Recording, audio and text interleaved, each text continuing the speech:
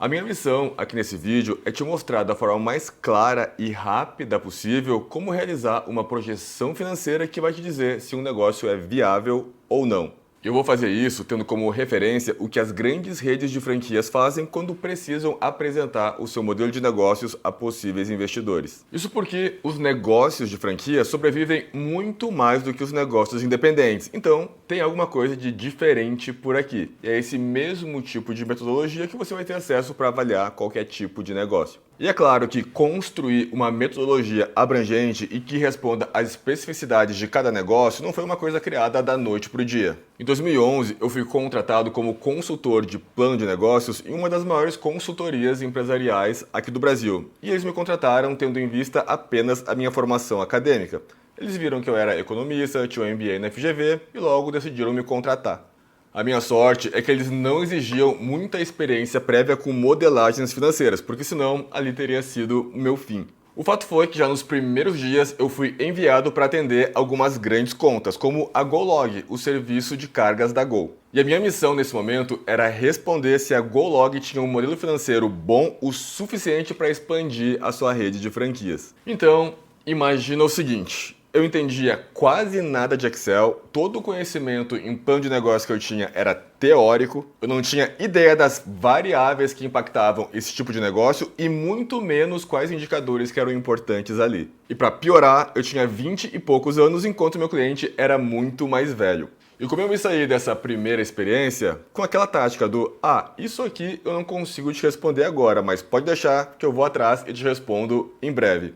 Na hora, isso até que funcionou, mas a duras penas, porque depois do cliente eu voltava para o escritório e ficava até altas horas tentando desenvolver uma planilha que me ajudasse com aquela solução específica. O problema é que já no próximo cliente, aquela planilha que eu tinha desenvolvido já não servia mais para nada. Eu tinha que desenvolver algo novo, totalmente do zero. Como que eu ia utilizar a mesma planilha que eu usei na GoLog para responder se uma das maiores redes de cafeterias do mundo estava pronta para desembarcar no Brasil? Ou como que eu ia utilizar essa mesma planilha para fazer um diagnóstico da operação de franquias de uma das maiores redes de telefonias do país? Ou como avaliar a viabilidade de implantar lojas físicas de um dos grandes e-commerces de móveis do Brasil? Eu precisava responder a questões como: qual o impacto de importar produtos da Espanha ao invés de desenvolver fornecedores locais? Se eu mudar de regime tributário do Simples Nacional para o lucro presumido, a operação ainda fica viável? Ou até mesmo questões mais técnicas, como por exemplo, eu devo considerar o custo do frete como CMV ou despesa operacional? Conforme prometido no início do vídeo, então, eu vou te mostrar o que você precisa levar em consideração para estruturar uma projeção financeira precisa que considera todas as variáveis de um modelo de negócios e passa a credibilidade para potenciais investidores. Uma projeção financeira é dividida em 4 perspectivas: projeção de receitas, projeção de despesas, projeção de fluxo de caixa e projeção de investimentos. Para cada uma dessas perspectivas, você tem uma infinidade de variáveis que precisam ser consideradas. Mas para te ajudar nessa missão, quando você acessa o simulador 360, você tem acesso a um enorme quadro onde eu te mostro mais de 90 variáveis que podem impactar no teu modelo de negócios. Pensa em algo super completo e fruto de entrevistas com centenas de donos de negócios. É esse quadro que eu vou te mostrar agora. E esse aqui então é o quadro que traz as variáveis das 4 perspectivas que a gente acabou de falar. Começando aqui com o primeiro bloco que trata das variáveis de vendas. Depois a gente vai ter um bloco de despesas que é dividido em 3 categorias, que são essas 3 aqui: variáveis de custo de produtos e serviços, variáveis de despesas operacionais e variáveis de impostos. Depois a gente vai ter aqui as variáveis de fluxo de caixa e, por fim, as variáveis de investimentos. Como que está organizado cada um desses blocos aqui? Variáveis de vendas é dividido em algumas grandes categorias. A gente tem aqui categoria de produtos, tem categorias de clientes, categorias de canais de vendas. A gente vai ter também categorias de atendimento, formas de pagamento, fatores econômicos que afetam diretamente a demanda. E a gente vai ter também fatores aqui, variáveis relativas à regionalização. O que a gente coloca aqui então para facilitar a compreensão e criação de um modelo de negócios bem completo? Eu começo aqui trazendo qual que é o objetivo de cada uma dessas categorias. Então, quando a gente fala de produtos, a gente tem o objetivo de definir quais que serão os produtos e serviços vendidos, bem como as políticas de preços, trocas e devoluções. E aí tem algumas perguntas-chave que vão acabar direcionando aqui o resultado do trabalho. Por exemplo, quais são os produtos e serviços que vão gerar mais vendas? Depois, que outros produtos e serviços podem ser adicionados para aumentar o faturamento? Tendo essas perguntas direcionadoras em mente, a gente tem então aqui as variáveis. Primeira variável de produtos, portfólio. E aí existem algumas coisas que você precisa saber nesse sentido. Por exemplo, qual que é o produto principal, se terá produtos adicionais, se serão realizadas edições limitadas, qual que é a periodicidade das novidades, qual que é a qualidade, nível de serviço pretendida. Depois, a gente vai ter ainda sobre produtos, questões relativas à precificação. Então, qual que vai ser o posicionamento do produto? Popular ou sofisticado? Depois, como que eu vou conseguir trabalhar a margem desses produtos? Qual que vai ser o custo da mercadoria vendida ou o markup? Depois, como que eu vou fazer a gestão de preços entre os eventuais canais de vendas que eu possa ter? Por exemplo, eu posso ter uma venda na loja física, no e-commerce, em outros canais de vendas. Como que eu vou tratar essas divergências? Ainda sobre produtos, timing de lançamentos. Qual que é a periodicidade necessária para lançar novos produtos e serviços?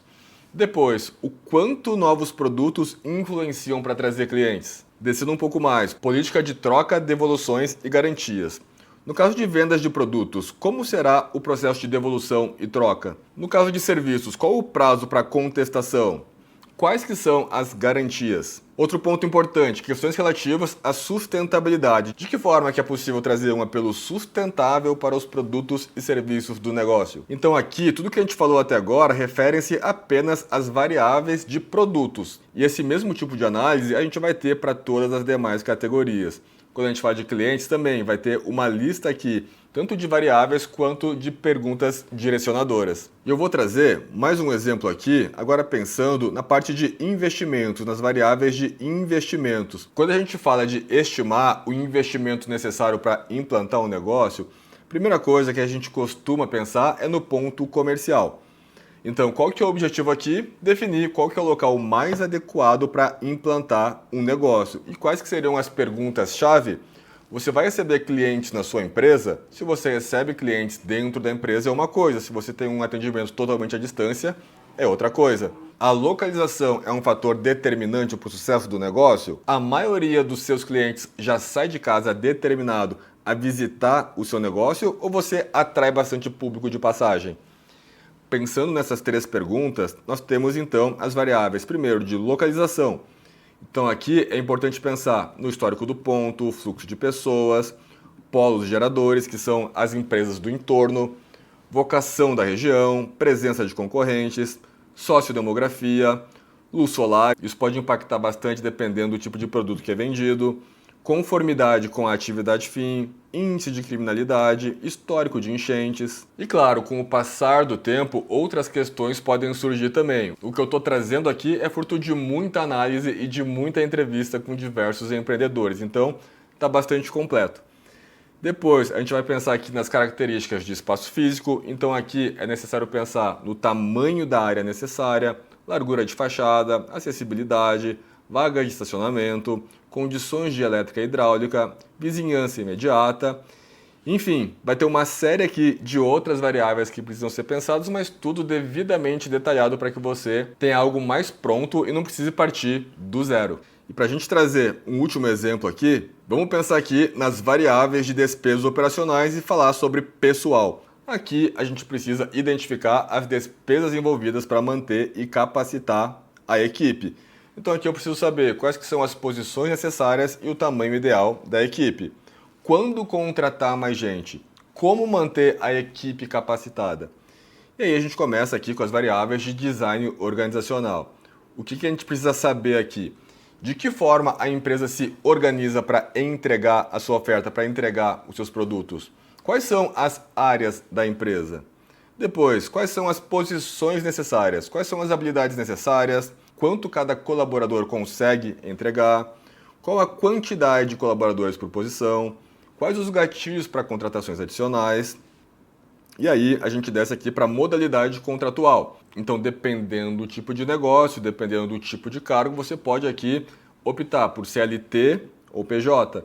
Você também pode pensar em estagiários, aprendizes e prestação de serviço via RPA. Ainda, falando sobre pessoal, modalidade de trabalho, presencial, híbrido, home office. Aqui é importante também identificar as práticas de mercado por perfil de posição. E existem algumas posições aqui que é mais difícil de você conseguir aquele funcionário que vai topar ir todos os dias para o escritório, como as posições mais focadas para TI. Então essa é uma realidade de mercado que você vai precisar considerar dependendo do tipo de operação que você tem. Você vai precisar pensar na política de remunerações, benefícios obrigatórios, benefícios opcionais, provisões para rescisão, contratação de PCDs, equipamentos de proteção individual, encargos trabalhistas, política de férias, capacitações, avaliação de performance e processo de onboarding. Enfim, diminuindo aqui um pouco o zoom, você consegue ter uma noção aqui da imensidade de variáveis que a gente já trouxe aqui prontinho para que você avalie e veja o que faz sentido para o seu negócio. Uma vez que você já fez esse exercício então de identificar todas as variáveis que podem impactar no seu modelo de negócios, agora você já pode então começar a construir o teu simulador financeiro. Você vai ter agora uma base robusta para fazer uma projeção financeira sólida e que transmita confiança. Então, vamos para o segundo passo agora, que é determinar quais que são as premissas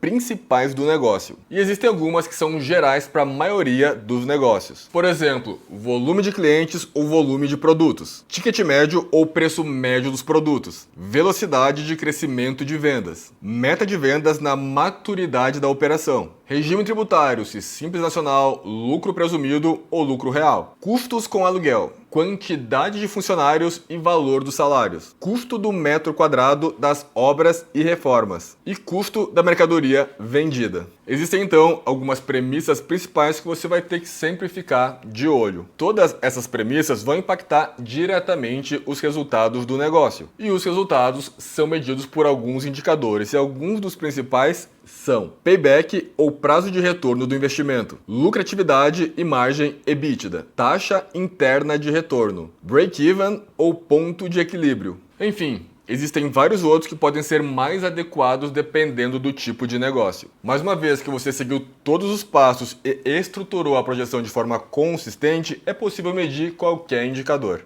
Mas é claro, não basta saber medir corretamente se você depois não vai conseguir explicar os resultados da tua projeção para clientes e investidores. Por isso, é fundamental também a forma de mostrar os resultados desses indicadores e as suas conexões com as principais premissas do negócio. Para mostrar isso na prática, eu vou mostrar agora 3 casos reais em que o simulador 360 foi fundamental para a tomada de decisão. E os 3 casos que eu vou mostrar são os seguintes. Primeiro, uma clínica de estética que precisava entender qual que é a quantidade máxima de parcelas que ela pode oferecer para os clientes na hora da venda. Isso ia impactar diretamente no capital de giro necessário para bancar a operação. Além disso, essa clínica também precisava saber se, a partir do momento em que o regime tributário migra do Simples Nacional para o lucro presumido, se a operação ainda fica atrativa. O segundo caso é de uma rede de escolas que precisava determinar o preço médio das suas mensalidades a cada nova cidade em que uma nova operação era implantada. E o terceiro caso é de uma rede de pizzarias que precisava entender qual que é o volume mínimo de clientes para ter uma operação rentável e também qual que é o ticket médio ideal. Começando aqui então pelo nosso primeiro case, que é da clínica de estética, eu vou te mostrar então como que esse simulador está estruturado. Aqui na primeira aba, a gente tem o dashboard, que é o que apresenta aqui os resultados que são gerados com essa projeção e é também o lugar onde as principais premissas são calibradas. Depois, a gente vai ter aqui uma aba de investimento, onde a gente detalha tudo que vai precisar ser investido para colocar esse negócio em operação. Depois, a gente vai ter aqui um DRE, onde a gente mostra aqui então a projeção de receitas mês a mês. Depois, a gente tem um bloco aqui onde são calculados os impostos, e nesse caso aqui, a gente está falando dos impostos tanto no Simples Nacional, que está aqui na linha 17, quanto no lucro presumido. Então, automaticamente, eles são calculados aqui de acordo com o faturamento da nossa projeção. Depois, a gente tem um bloco aqui de CMV, que é o custo da mercadoria vendida. Chegamos ao lucro bruto e temos aqui depois um bloco de despesas operacionais, que começa aqui com as despesas operacionais variáveis, que são operadoras de cartão e também o comissionamento dos vendedores. Depois a gente vai ter aqui no detalhe todos os custos aqui de ocupação, folha de pagamentos, com os salários, as quantidades de funcionários por posição. Vai ter um bloco de serviços públicos, serviços terceirizados. A gente vai ter aqui as despesas com marketing, tanto digital quanto offline, despesas administrativas e taxas do sistema. Nesse caso aqui, essa operação pagava royalties e taxa de propaganda, porque ela pertencia a uma rede de franquias. Depois a gente vai ter uma aba aqui de fluxo de caixa, então trazendo o reflexo daquelas premissas que são calibradas na aba de dashboard, então mostrando aqui de fato o momento em que o dinheiro entrou no caixa dessa empresa. E por fim, a gente vai ter aqui uma aba de dados, onde a gente coloca informações que são mudadas com uma frequência menor.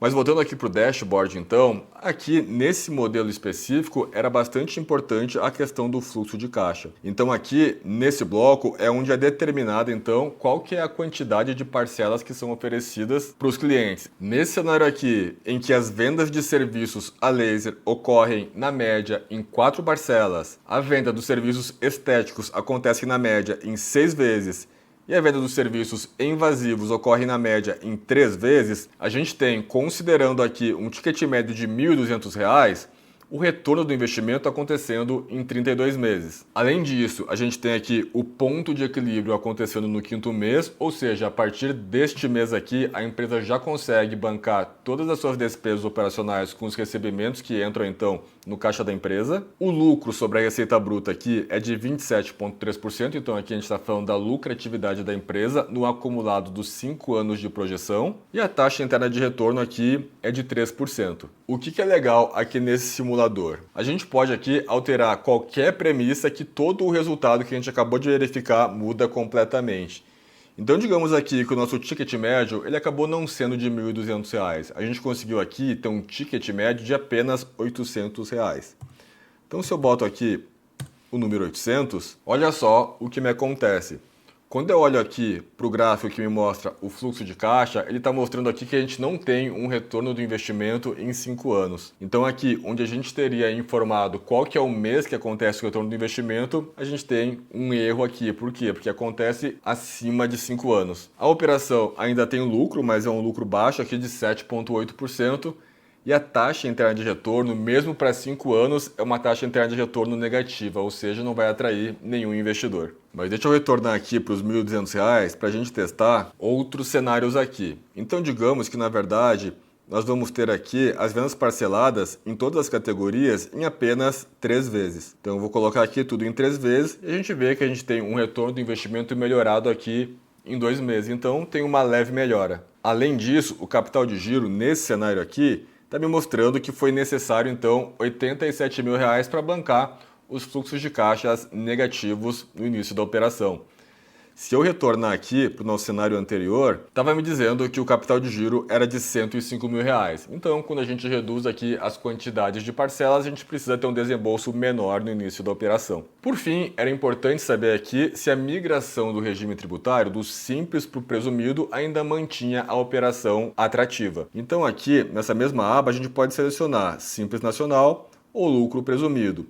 Quando a gente coloca aqui Lucro Presumido, olha só o que acontece. O prazo de retorno do investimento chega a 54 meses, ou seja, quase 5 anos. Além disso, o ponto de equilíbrio só acontece em 24 meses e o lucro sobre a receita bruta, a nossa lucratividade aqui, ela fica em aproximadamente 17%. Então, esses dados aqui nos mostram que é fundamental ter uma operação que se enquadre no Simples Nacional, porque uma vez que a gente vai para o lucro presumido, de fato a rentabilidade ela passa a ser muito pior. Nesse caso aqui, para conseguir rentabilizar no lucro presumido, a empresa vai precisar conseguir mudar outras premissas do negócio. Então, por exemplo, nesse cenário aqui, R$ 1.200 não é suficiente então para ter algo realmente atrativo para investidor. Mas se eu conseguisse aumentar isso aqui para 1.500, por exemplo, olha o que acontece. Aí sim a gente consegue aqui ter um retorno do investimento em 27 meses e o nosso ponto de equilíbrio já cai aqui para 4 meses.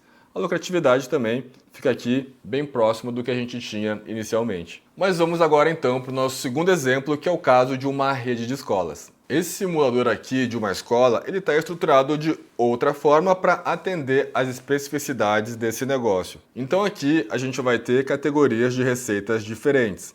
Aqui a gente tem ensino infantil, ensino fundamental 1, ensino fundamental 2, e ensino médio. E para cada uma dessas categorias, a gente tem aqui um valor médio de mensalidade diferente, que varia aqui de R$ 2.800 até R$ 4.000. Aqui também era importante determinar qual que é a quantidade de alunos que entra na escola no primeiro semestre, porque parte acaba entrando apenas no segundo semestre. Então esse simulador também está prevendo esse tipo de situação. Aqui, como a folha pedagógica é um custo bastante relevante nesse negócio, foi criado aqui um gráfico para mostrar a evolução dessas despesas, mostrando aqui que no primeiro ano de operação, a folha chegou a representar 93% do faturamento. Depois ela foi caindo aqui até se estabilizar na faixa dos 50 e poucos por cento. Nesse caso aqui também, porque o investimento era bastante alto, foi criado aqui um cenário onde é possível captar recursos no mercado. Então, se for selecionado aqui sim, basta colocar aqui qual que é o montante que vai ser captado, qual que é a taxa de juros que foi negociada, entre outras premissas. Isso aqui vai refletir imediatamente também na projeção financeira. Enfim, como eu falei, para cada tipo de negócio a gente tem especificidades. Depois desse bloco de dashboard, a gente vai ter então outras abas. Primeiro mostrando aqui a evolução de alunos ao longo do tempo. Então aqui você vai conseguir selecionar qual que é o momento em que novas turmas são abertas. As escolas, muitas vezes, elas não começam com todas as turmas construídas, já mobiliadas, então, ao passar do tempo, novos segmentos são inseridos. Então, o simulador financeiro precisa prever esse tipo de situação. O investimento em uma escola, ele acaba sendo bem mais alto do que a maior parte dos negócios. Então aqui é necessário determinar qual que são as metragens de cada uma das áreas, porque isso vai impactar diretamente no custo construtivo. Então aqui do lado a gente vai ter categorias de investimento, desde obras, mobiliário, equipamentos e demais itens, marketing de inauguração, formação de equipe, enfim, tudo que envolve um investimento inicial. Nesse negócio aqui também é importante a quantidade de salas que será aberta. Então aqui é feito o cálculo automático de acordo com a projeção de entrada de alunos. Na sequência, a gente tem aqui o DRE e os blocos do DRE, eles são padrão para qualquer tipo de negócio. Então aqui a gente também começa com a receita bruta, embora as fontes de receita sejam diferentes. Depois a gente vai ter aqui, neste caso, a possibilidade de mudar entre lucro presumido e lucro real, sabendo que qualquer negócio que fature mais de R$ 4.800.000, ele não pode estar no Simples Nacional, então ele vai ter que estar ou no presumido ou no lucro real. A gente aborda também esses aspectos no nosso curso e, inclusive, a gente detalha como calcular o Simples Nacional, que apesar de ter o nome de Simples, é o que muitas vezes gera maior complexidade na hora de entender qual que é a alíquota efetiva e como realizar a repartição dos tributos. Então a gente entra nesse detalhe para explicar para você e você realmente consiga impressionar qualquer investidor. Depois, os outros blocos do DRE aqui, no caso de uma escola, é considerado aqui como um custo variável a parte de professores, então aqui tudo é calculado direitinho. E aqui é importante que, como são várias posições e elas aumentam ao longo do tempo, foi criada aqui uma aba só para falar sobre esse tópico específico. Então aqui é determinado, primeiro, quais que são os salários em um perfil de cidade no interior e um perfil de cidade na capital, porque essa escola aqui precisava expandir no Brasil inteiro e, na verdade, na América Latina inteira. E o simulador 360 foi criado também para as operações de fora do Brasil, principalmente México, Austrália e Portugal. Então ela é uma metodologia que pode depois ser aplicada para qualquer país. Aqui do lado a gente vai ter as lógicas de contratação de cada profissional. Então, por exemplo, um coordenador pedagógico que tem um salário de R$ 16.500 precisa de 1 a cada 10 turmas. Se eu colocar aqui o número 5, automaticamente vai mudar a projeção de quantidade de coordenadores ao longo do tempo. Vou retornar aqui para 1 a cada 10 turmas. Depois, a gente tem aqui aquela aba que calcula automaticamente, então, o valor das parcelas e dos juros pagos na eventualidade, então, de contratar um empréstimo no mercado. E a última aba é aquela de dados, onde a gente traz aqui fórmulas e os itens que a gente muda menos. Voltando aqui, então, para o dashboard, as premissas que são mudadas com uma frequência maior é o preço das mensalidades. Nesse cenário aqui, inicial, antes da gente mudar, está mostrando aqui que a gente tem um retorno do investimento em 8,3 anos. Esse investimento aqui é na casa de R$ 7.147.000. Se eu quiser ter algo mais atrativo, uma das alavancas que eu posso tentar mexer é no preço da mensalidade. Então aqui eu estou falando de R$ 2.800 no ensino infantil. Digamos que eu consiga aqui colocar um valor de 3.200. No de baixo eu vou colocar aqui 3.500, 3.800, eu vou colocar aqui 4.500. Então a gente vê aqui que o retorno do investimento ele cai de 8,3 anos para 6,8 anos. E claro, é fácil fazer isso? É só mexer aqui na planilha que a mágica vai acontecer? É claro que não. Mas o simulador vai nos mostrar então quais que são os critérios que precisam ser buscados para viabilizar o negócio.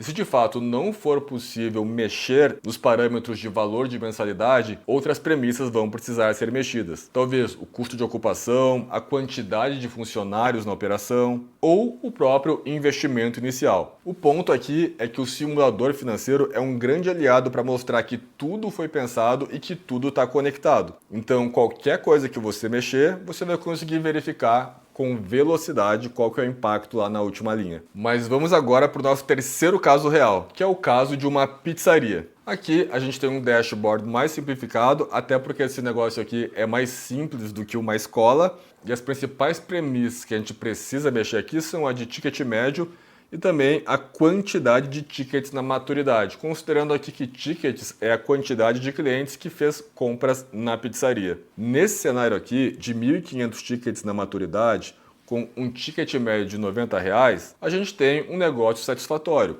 porque a gente está falando que o investimento é de 227 mil e a gente tem aqui o retorno acontecendo em 20 meses.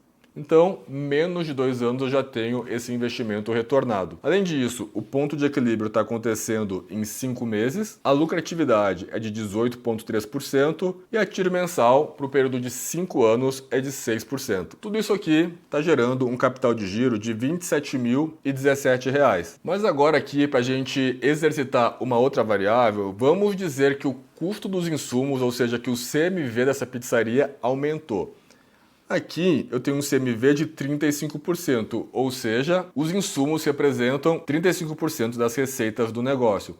Eu vou colocar aqui que esse CMV aumentou para 40%. Nesse cenário aqui, eu tenho um retorno do investimento dilatado em 5 meses, ou seja, o retorno do investimento agora acontece em 25 meses e o ponto de equilíbrio aumentou 2 meses, indo agora aqui para 7. E claro, isso resulta também em um aumento do capital de giro, que agora foi para R$ 35 mil.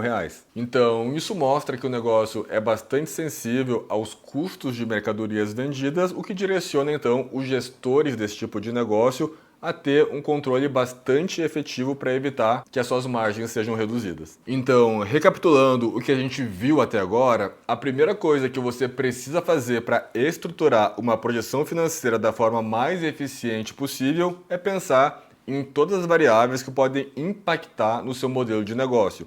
E essas variáveis são divididas em 4 perspectivas. A primeira é de projeção de receitas, depois projeção de despesas, depois projeção de fluxo de caixa e, por fim, projeção de investimentos. Depois disso, você precisa identificar quais que são as principais premissas do negócio, ou seja, aquelas que vão ser mudadas com uma frequência maior e que impactam diretamente nos indicadores do negócio. E claro, depois disso, você precisa então identificar quais que são os indicadores mais relevantes para o negócio que você está trabalhando. E por fim, eu te mostrei 3 casos reais em que o simulador 360 foi utilizado para gerar clareza e auxiliar na tomada de decisão.